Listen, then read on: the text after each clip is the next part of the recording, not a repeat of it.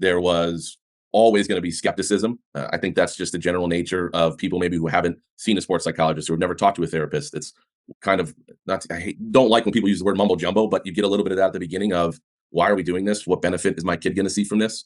But from the very first call with Brad, the response has been overwhelmingly, holy cow, what have we been missing?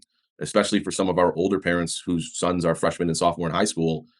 They are like, well, why didn't we have this 4 years ago? Or why couldn't we have been going through this? Geez, this is changing their demeanor. The feedback has been overwhelmingly positive. One of the unique things I think of, again, being able to sit in on some of those sessions was in January, Brad was going through the idea of letting your child be challenged, and you're going to have to let your child go through difficult times.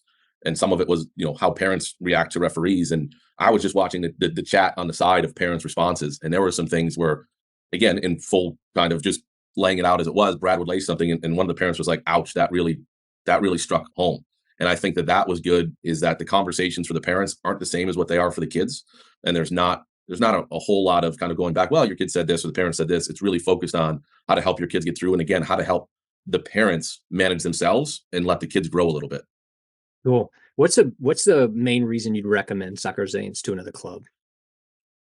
I think the biggest thing I would push, and the main reason is we as coaches, no matter how much or where we've been, are not equipped to do this at this level.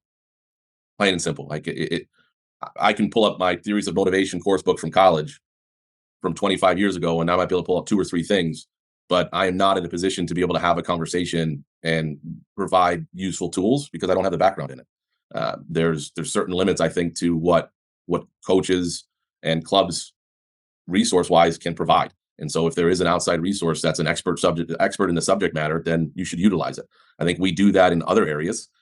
There's if you just kind of look across the board, we'll bring in a strength and conditioning coach. Well, why wouldn't you bring in a psychological coach? Because truthfully, at the end of the day, I think it's going to have a longer lasting impact on the players than probably 50 to 60% of the things that we do. These are tools that are going to be useful for them genuinely in the classroom right now, in the workforce, moving forward in life. There's a lot of tools in here that players and parents, should have access to.